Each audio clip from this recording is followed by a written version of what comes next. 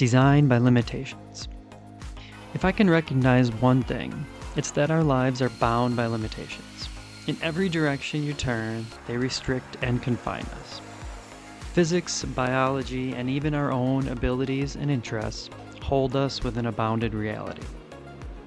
Stepping into time means stepping into the limits within the world we find ourselves and finding a way to navigate therein. This in turn sets us up for a lifetime of experimentation and adaptation, discovering and solving whatever problems happen our way. But the only way to solve a problem is to have one in the first place. So even though this world looms heavy with its perpetual horizon of daunting issues, it at least gives us something to do while we're here. Now, furniture making is an exercise in creativity in its most free-form mode, a balance between the limits of reality and the desire of the craftsman to test them, competing with gravity, movement, and strength in order to create something that can exist and withstand these ever-present forces of nature, and hopefully be both useful and pleasing in its form and function.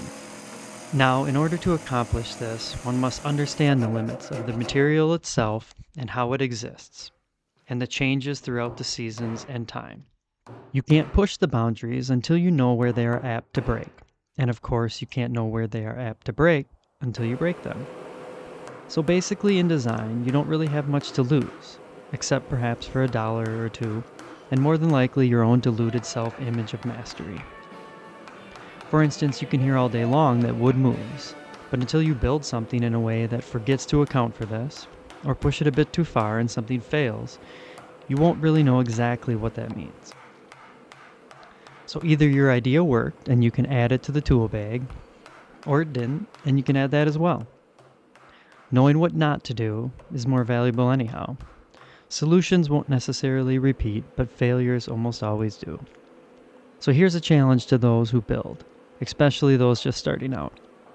The next time you find yourself without that certain tool you see everyone else using, or find yourself a bit short on some material, spend a few minutes in irritation land like usual, and then come back and contend with reality.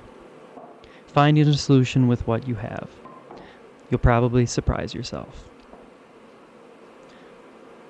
Take this current piece for instance.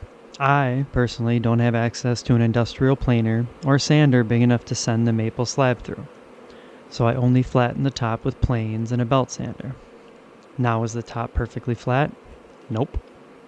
Is the bottom of the slab even close to flat or parallel to the top? Again, no, I didn't even bother touching it actually. Does it matter in the overall function and beauty of the piece? Well, does it? And what of the carved backrest?